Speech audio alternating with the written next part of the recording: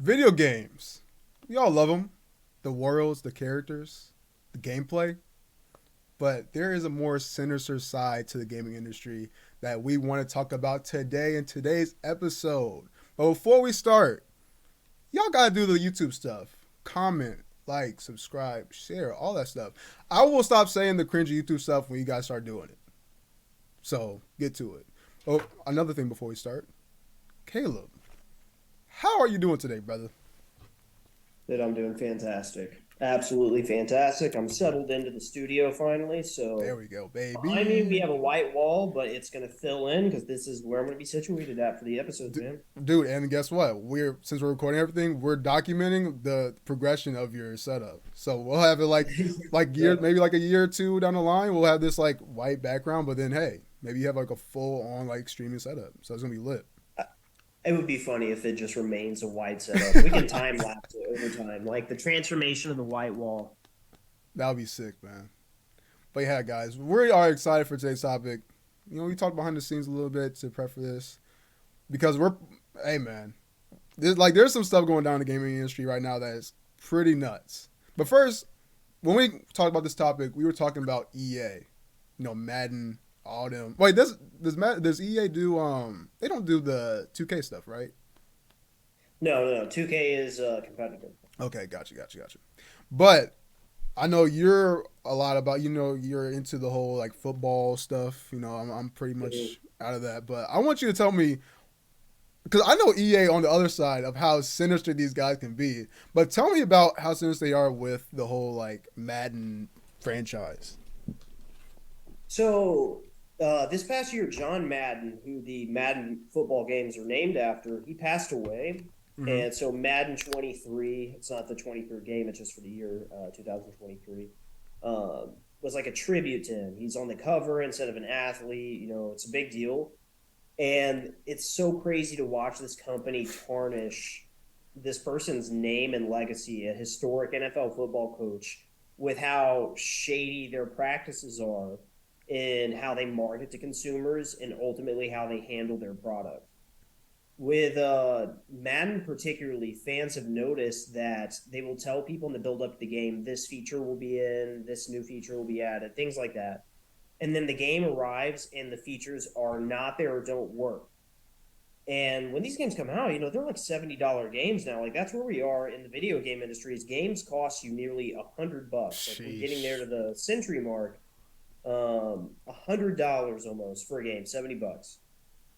And it's an incomplete game. They promise updates and they don't actually deliver. And I think this year has been the most egregious ever because features that have been in the game or live service updates that have been in before are just absent Mm-hmm. for whatever reason or whatever excuse they can make up. For example, in every sports game now, it is a custom for developers to update the rosters to reflect real life team rosters Right. during the season. So if you're playing NBA 2K, you expect James Harden to be on the Sixers whenever he got traded to the Sixers within a few days of that happening because they've updated the rosters. The Madden games did that, and the way NFL football works is it's divided into 18 weeks. Over the regular season, they would do 18 updates, and then they would do the updates in the playoffs. Mm-hmm. Um, they just didn't do them this year. And fans were like, yo, what's going on? Like, we're at week 8, week 9, week 10, and we haven't heard anything about it. And they would just drop like the most ambiguous hint, like, things are to come. Oh. And it seems pretty obvious that they were marketing a game that they were never going to put anything into, like any heart and soul or passion to make genuine improvements or even to make the game stable. Like they promised it would be the most stable Madden ever upon release to honor John Madden's legacy, and it's literally the most unstable Madden in history. Like the servers didn't work for like the first 2 months. People's game saves would automatically delete. People likened it, like fans of the franchise likened it, like if you were playing The Witcher, it's an RPG role playing game, and every time you get like 20% of the story, it automatically deleted your save and you had to start over. Mm. It's very game breaking. And those are the things that they like had issues with and they just didn't handle for weeks at a time with no updates. And I said earlier, like it seems like that's just the route that they're heading. Like they don't care anymore. because they have a college football game that's supposed to be coming out and it's being delayed indefinitely, which is wild. Uh huh. And it doesn't look like it's happening. They gave up the rights to FIFA, the soccer game. Like they are not going to partner with FIFA, and EA has said, "Hey, we're going to make our own soccer game still.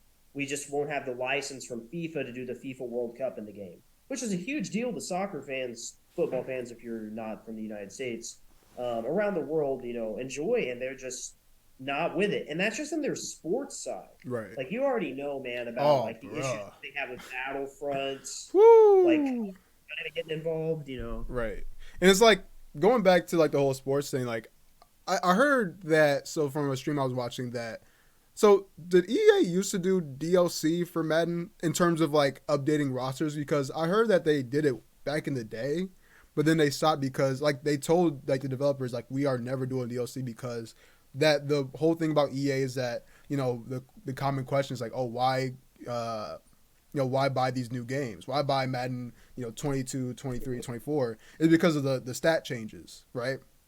So Yes. it's like I believe what he says that they used to do like DLC stat changes, so you used to be able to like just buy DLC and that Mhm. stats would change in that game, so that you didn't necessarily have to buy the new one. And EA was like, Mhm. okay, we're not doing that. Like these people need to buy that new game every year.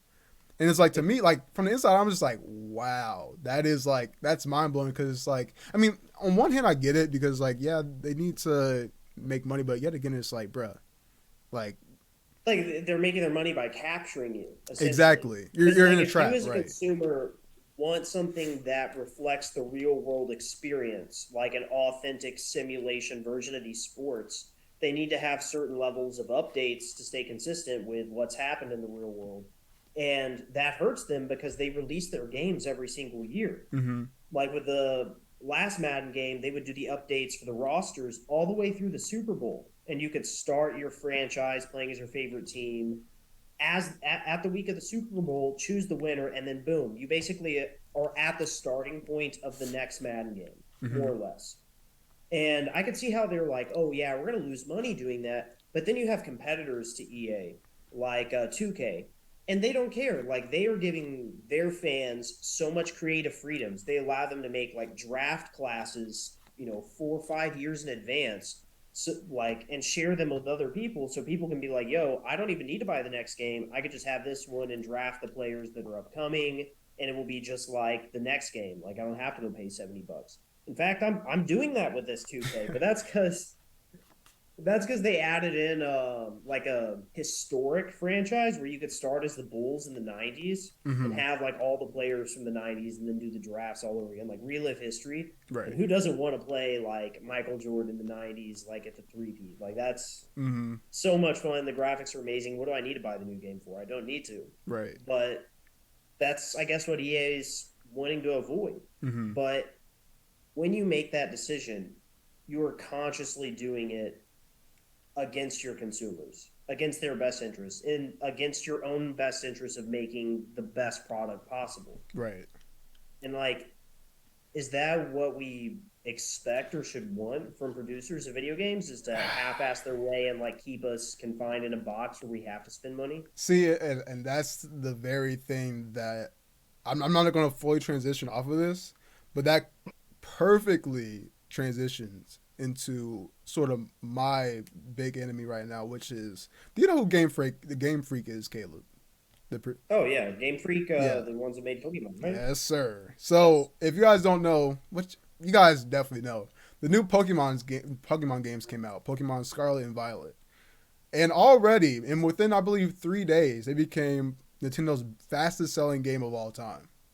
They've sold, I believe, 10 million copies in 3 days, which is nuts. Mm-hmm. But yet again, if you know Pokemon, you know those games sell like hotcakes. Like, there's nothing that can Mm-hmm. really stop Pokemon. However, and like by the way, like Pokemon Scarlet was supposed to be Scarlet and Violet were supposed to be like these like next gen sort of like progression of the Pokemon games. Like we all know back in the day, like it was like the 2D sprites of like going Mm-hmm. around and and like they had that soul to them, that like that core feeling that you're playing a Pokemon game. But Oh, like the big absolutely. appeal of Pokemon Scarlet and Violet is that it's open world. It's the first open world Pokemon game. Mm-hmm. However, This game is a technical nightmare.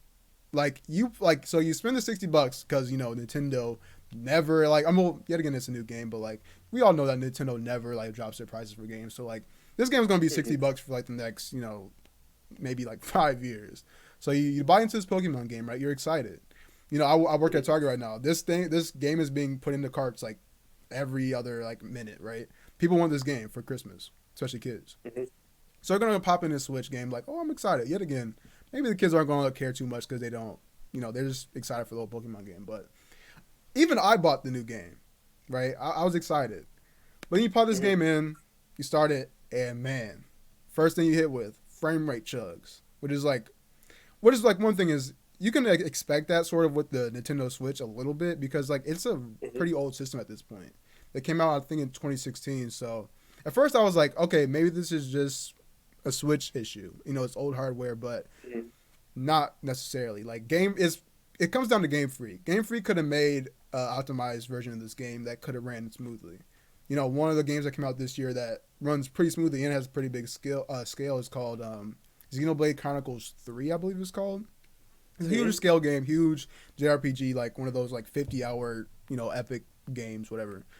And like that game runs relatively fine, like little frame rate chug. It runs really pretty well for a Switch game. But this game, like literally, like every other like scene you go into, every time like pop in comes up, like there's a consistent frame rate chug. Other than that, like there's like pretty bad bugs. What else? And the game just ultimately looks pretty garbage for a new like in terms of graphical quality. And it's like the gaming like industry and the gaming like community has like pretty much uprised and said, "Hey, Game Freak, you guys need to get it together, man." Because like at this point, bringing it back to the whole EA talk, is that Game Freak really has the community like in a trap.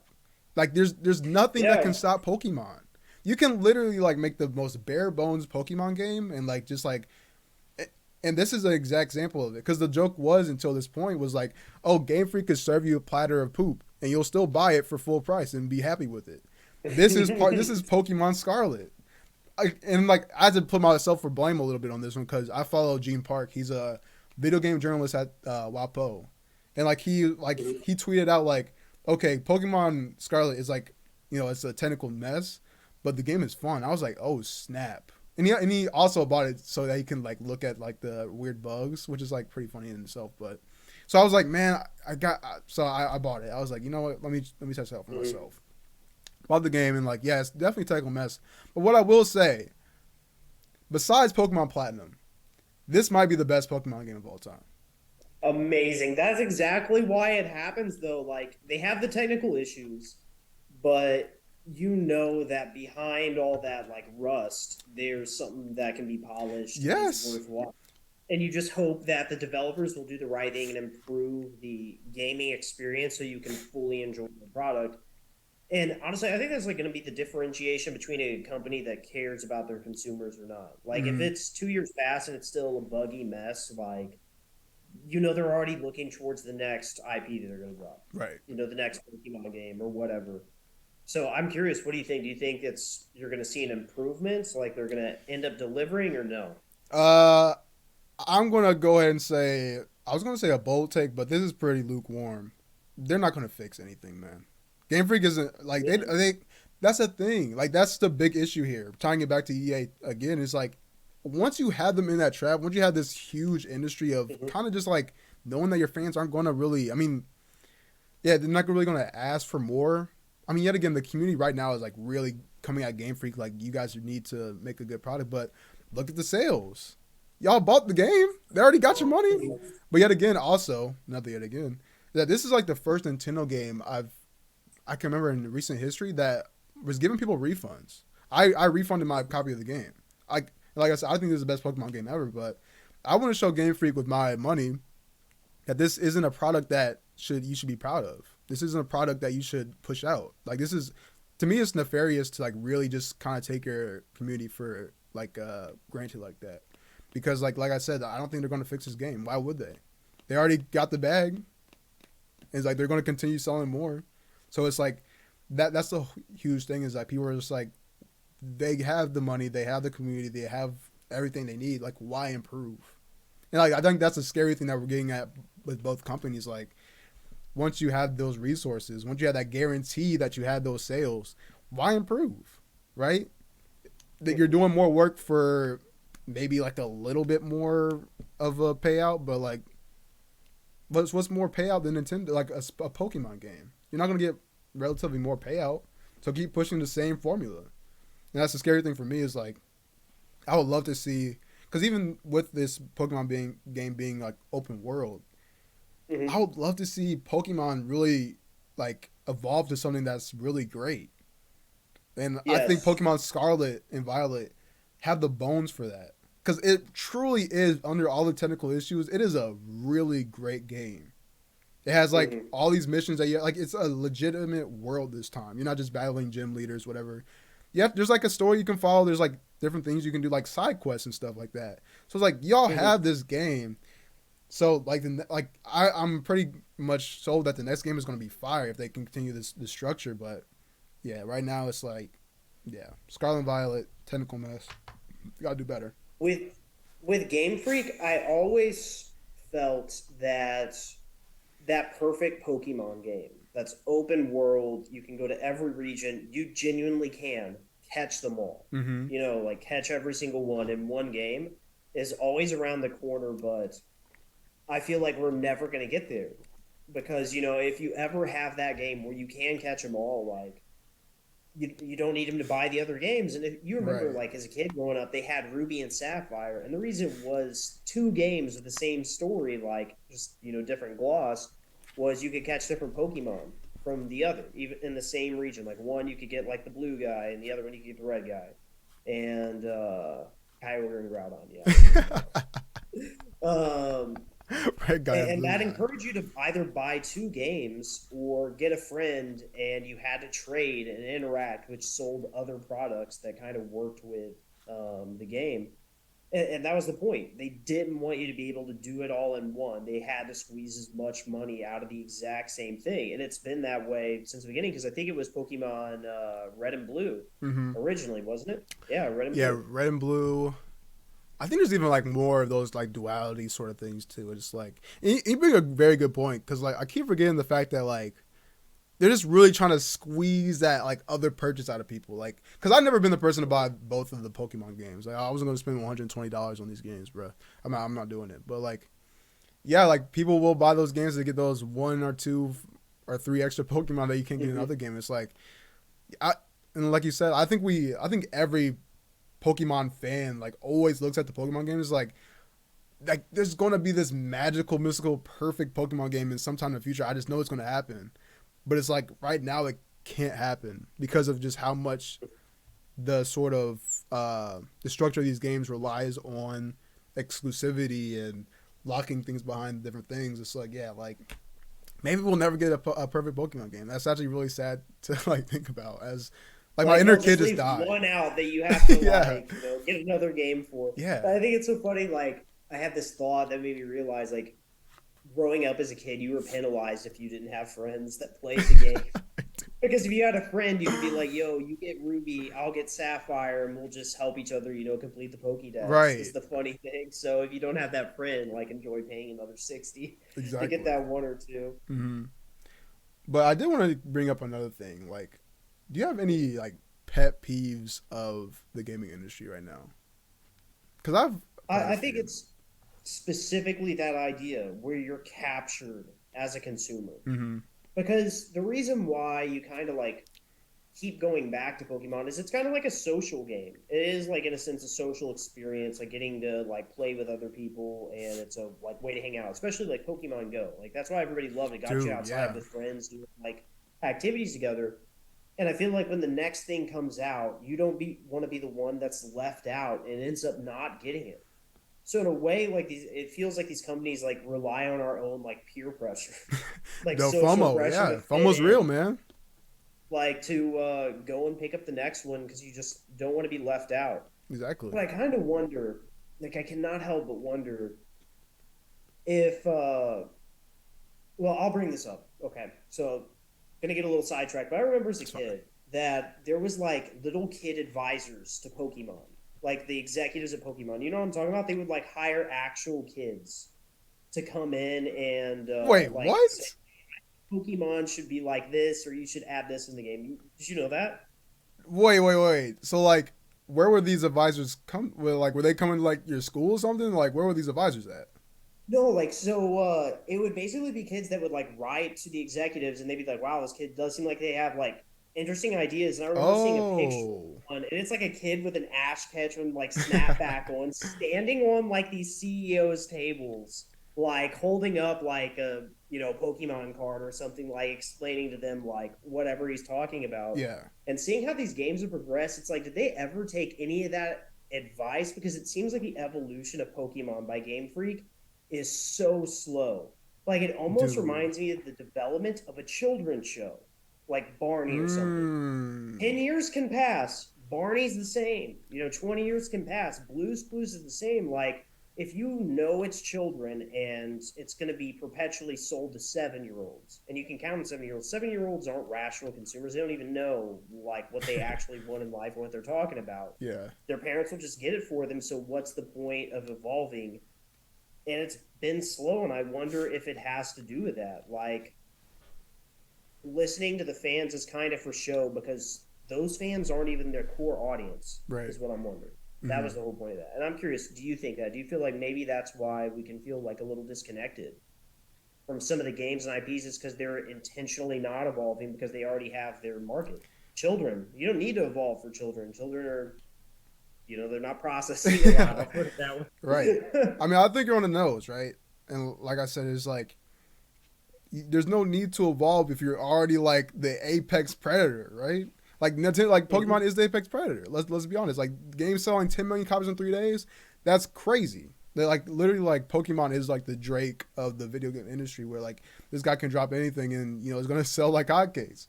Like you got guaranteed buku money coming in, bro. Like there's nothing you can do about that. The Drake of the video The game Drake of industry. the That's video game funny. industry. Damn, you made me hate Pokemon a little bit.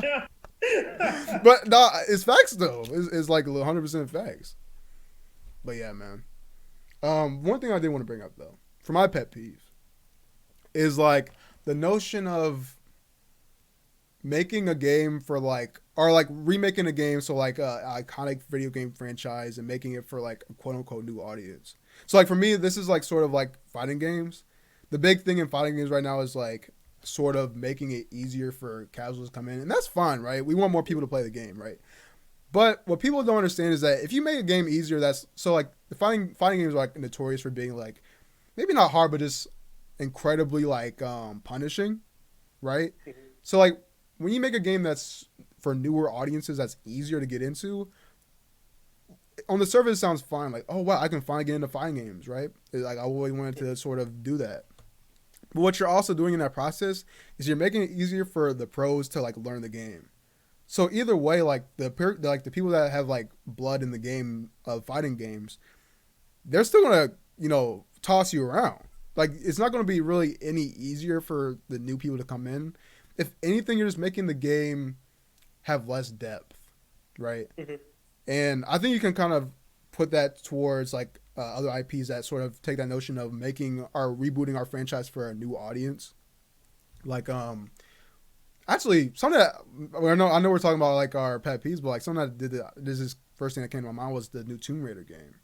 Well, the new Tomb Raider game that came back in like 2012, but like they did like a really solid job of like retelling Laura Croft's story. It was like really great. So I was like, maybe I'm tripping on that one, but like it's definitely a notion that like I just don't really like because like you're sort of alienating your old audience that like really like this thing for like a new audience that you don't really know that you're going to capture. And it's like, Mhm. yeah. But one other thing I did want to bring up too is there any pet peeves you had back in the day that you now sort of accept? Because for me, I think the ultimate example of this is DLC. Cause I remember back in the day, people were like, "Ew, DLC, like why? Like just put it in the game." But like now, especially when it comes to multiplayer games, they're like people are waiting for the DLC. People love DLC now. It's like, oh yeah, I want my new skin, I want my new characters. It's like we've definitely, but yet again, like I wonder if it's like a fall from grace sort of thing or like it's progression, because at the end of the day, like I'm sort of like pro company in a way where it's like I understand that these guys need to make their money. Like we're long past the days of like people like our game developers dropping a game, and that's it. That's the only way they can make money is off of those sales. So like DLC and like skins and like music packs or whatever, those are only supporting the developer more. So it's like for me, it's like if you love the game, DLC to me is like while it's benefiting me and like giving me more fun, like it's also supporting the devs and like telling them that they made a good product. So yeah, because I sure remember back in the day people hated DLC, and it's like it's so weird for like now. It's like you see it so celebrated. It's like where did we like? Were y'all just like When was fake? the change? Like, Yeah, when did it change? yeah. I swear like probably like during the probably like I'm trying to think of like a pin moment in gaming history where like the The DLC sort of post Dark Knight era. right. Maybe like Like, I feel like that time frame, like after 2012, when the Dark Knight Rises came out, I feel like there's just this shift in pop culture, in movies, video games, music, uh right after 2012, and I feel like that time period is probably like right whenever that change like kind of happened. yeah. Because think about what was big in like 2013, 2014, Call of Duty, and they had really hot DLCs. Mm-hmm. Like, because they came with like whole new maps. Like the base game would Yes. have 8 maps, Uh-huh. right? And then they DLC is like 4 new maps. It's like a third of the new game per DLC, and they would drop three. So by the time you had the three DLCs, it was like you had 2 games in one, Right. And and money off of it, loads of money. right. And then like that's actually was going to be my answer is that I think Call of Duty is kind of what changed the mentality of DLC. Because bro, do you remember those trailers that would come out of the DLC? Like they would make is like I remember I forgot They what it had like was. movie and crap. Like they would get like famous people and have like Dude, oh my god! But like, even like the like quote unquote cinematic trailers of like them like just getting clips of the game, like the way they would, I don't know, like just watching those trailers come out. I think it was specifically Black Ops One, like hearing those like old Vietnam songs that they would put together in like a compilation of the DLC, like that will get me so hyped. I was like, oh snap, I need to get this DLC. But like, I think it is Call of Duty that kind of changed that mentality on DLC, and like even like some of like the greater story games, like I'm trying to think of like an old story game that had DLC that made people change their mind. like LA Noire. I don't think Yeah. that was a highly successful game, but it had DLC that I think was very well received by its fan base. Didn't like Grand Theft Auto 4 have DLC too? Mm-hmm. Like story missions, I think. Yeah. Like I think just that era, it was adding for story driven games. They would have whole new mission stories, like really fleshed out, and I think that led to a lot of success in the DLCs. Skyrim had very popular DLCs specifically because of that. And one of their DLCs wasn't even like story driven. It was just like you build a house now. And the fans were like, "Oh my goodness, this is worth $10," and they Right. dropped the money on it. I Mm-hmm. did as a 16-year-old. I was like, "Hell yeah, I'm gonna get this." Yeah. But yet again, going back to like the dark side of the gaming industry, like this new game called Callisto Protocol, which I'm so excited to play tonight. It's like a horror game, like you know Dead Space, right? Mhm. So Callisto Protocol is from the same people who literally like the brain children of Dead Space. So they like sort of Mhm. branched away from EA. Good job for them because we totally get it. They made their own sort of game called the Callisto Protocol, which is basically Dead Space but on their own terms, which is like super sick.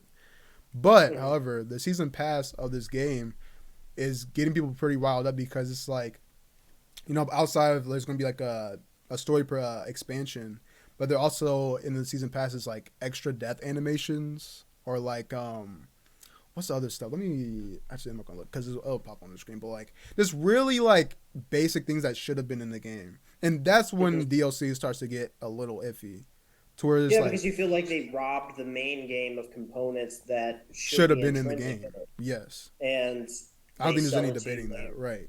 Yeah, I think that's kind of like more common now because it felt like when I was younger, the DLC did was an add-on to the game. It wasn't part of the game that was like stolen from it in a sense.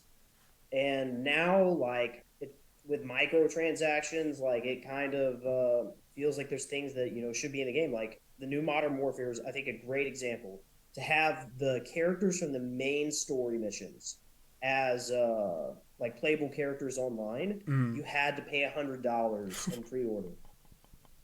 Like that's it's crazy. essentially a DLC. So most people don't actually have Ghost or Soap or some of those characters that they really like.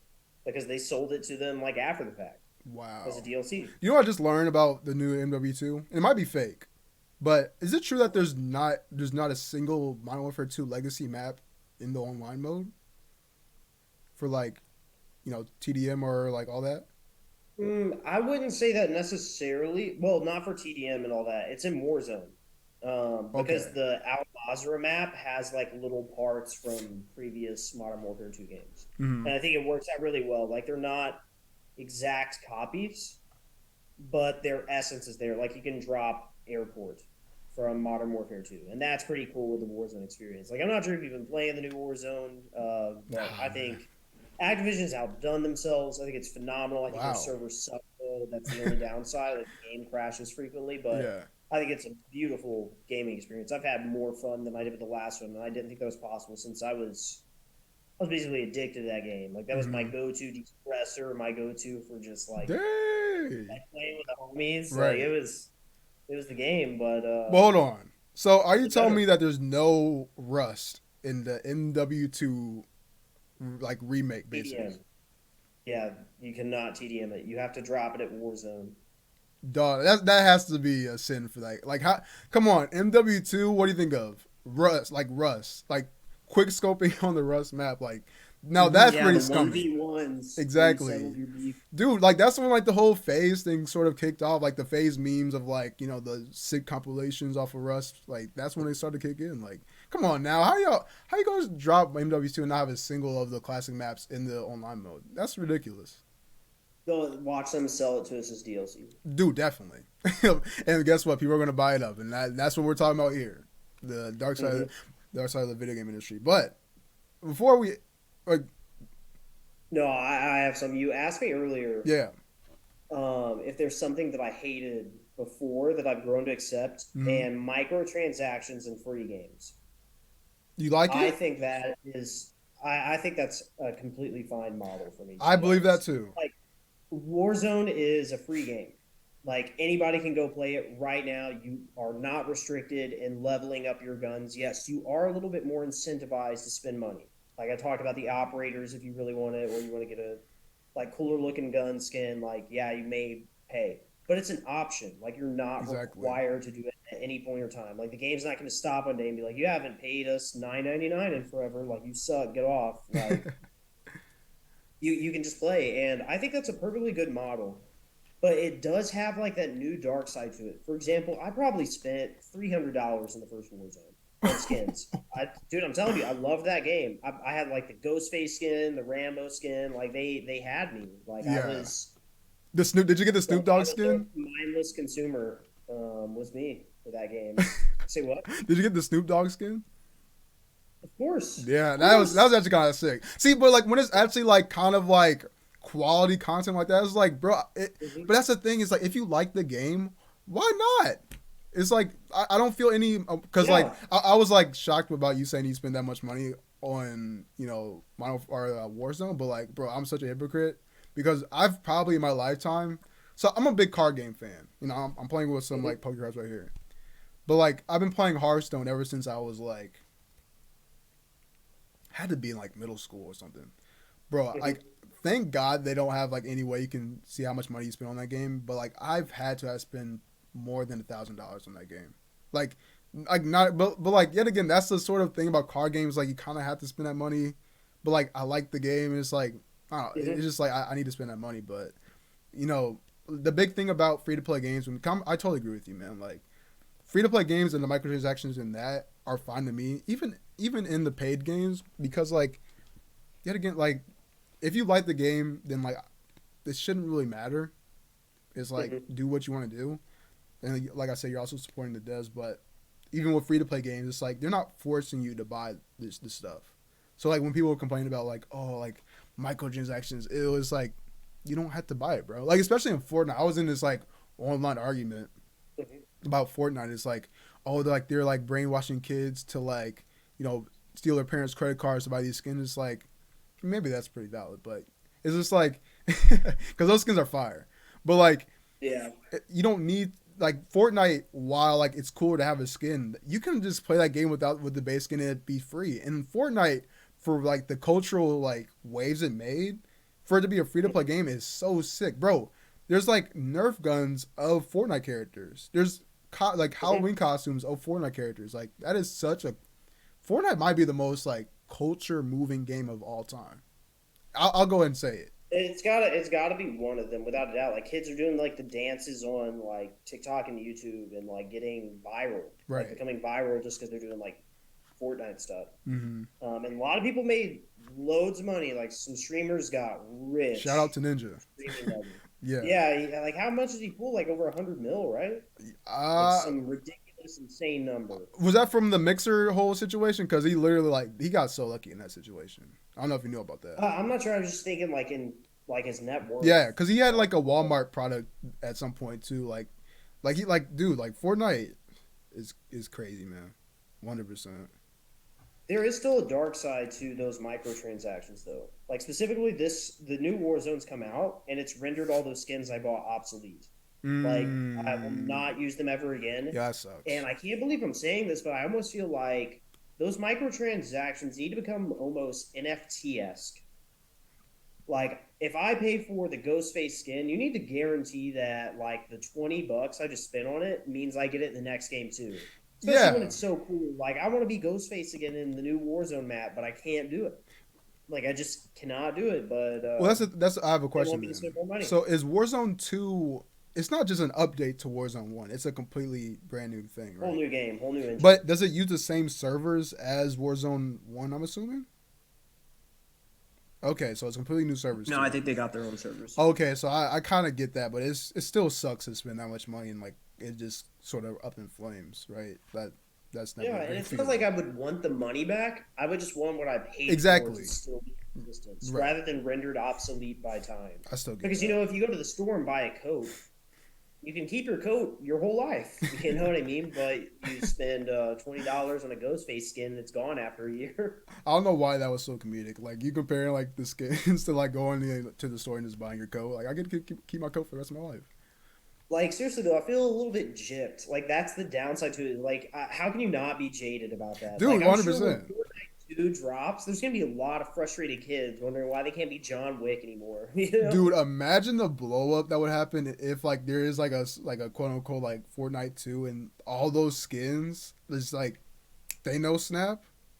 That would be crazy. Oh my god, because that's basically their whole like monetary system is off of skin. So it's like you have to buy that all over again. I mean, granted, that'll be some evil genius stuff, but that would be also like part of that genius of like making people buy that all over. Yeah, that's again. Like how movies like Ready Player One get made about the evil video game developers. I need to watch that movie. Like that. You should watch it because with everything we talked about with metaverses, it's right up your alley. Mm-hmm. Like I think that film's not really fiction. I think it's more of like a what's to come for society, like future tellings. 1000%. But before we end this segment, I know we're talking about the dark side. But I do want to shed a little bit of light. And I think the biggest hero in the gaming industry right now, maybe I'm wrong, maybe I'm forgetting somebody right now, I personally think it's Microsoft. And in that Game Pass is the craziest deal of all time. Because like, I don't know how much they're losing on Game Pass or how much they're gaining, but literally dropping $10 to play this ridiculous catalog of games, it's like, I would have loved to have this as a kid. Like, imagine like GameFly, but like it's actually good, to where you don't have to like send back games or anything. Like, it's such a. But yet again, Game Pass could just be a response to like they're sort of failing in the last generation to PlayStation 4. They're just trying to get people back into the ecosystem. Because for some reason, I don't see Game Pass being forever thing. I think that's just to get people back into the Xbox ecosystem. But for now, it is just such a pro-consumer thing that, like, when you're just faced up against, the Nintendos making you buy, like, those $60 games and, pretty much unfinished games, and also the EAs of, you have to buy that next game because you're in that trap. But for Game Pass to come out and literally just be, like, I almost want to just call it just such a selfless system. I get to play all these games for that little. It's almost like I don't even take advantage of Game Pass, like, as I should, because there's just so much choice. And it's so foreign to say about the gaming industry. I just love it. it's the Netflix for video games. 1000%. Like it really is, and I feel like it's about time. Like video games had to follow the path of movies eventually, where things turned into like you rented your games online or you streamed them. Like that's I think what Game Pass ultimately allows you to do. That's the coolest feature I think is you can stream games. Like you don't have to actually have it downloaded to your device. So bigger games like NBA 2K, which I think can run up to 100 gigs. Mm-hmm. Boom, not even taking up your hard drive space.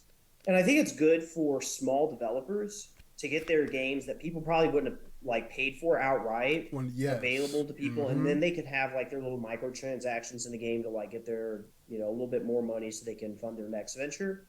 But it's good for consumers because some of these bigger titles, like I think Game Pass is like the Battlefront games. Like I personally Yeah. would not pay full price for those games ever, Mm-hmm. but I like Star Wars, so why would I want to play a Star Wars shooter? Pick it up sometime through Game Pass, and boom, there I am playing it for that afternoon, and I didn't have to drop $60 or pay for it cheap in the store on a discount for promotion or whatever. I Exactly. could just play it right then and there.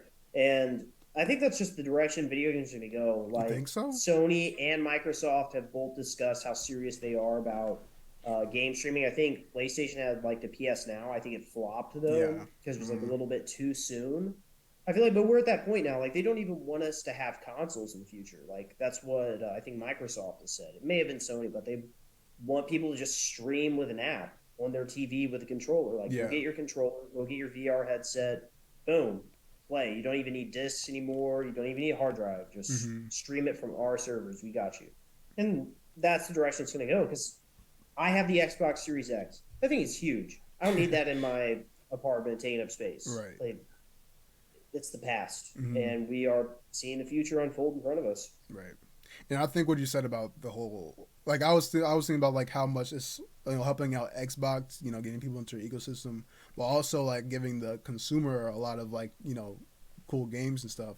But like man, indie devs are like it's such a good system for indie devs because literally some of these games I would have never even played because like that barrier of entry of paying like 30, 40, $20 for these for indie game like I'll admit it, I probably wouldn't have bought those games. But for Xbox Game Pass was sort of like, hey, like, how about you join the system? And like, bro, the amount of indie games I played off of Game Pass is like, it's so refreshing to finally like give these indies a shot because I would have never done it otherwise. So shout out to Game Pass for like giving the indies some spotlight they deserve because there's some fire on there. But guys, that's the end of the darkness of the video game industry. We're gonna let it sit for a little bit. Let's see if it gets a little brighter on the other side, man. But we want to hear what you guys think. Tell us some of your gaming pet peeves, especially the companies that you don't really like so much, and tell us about the companies you do like.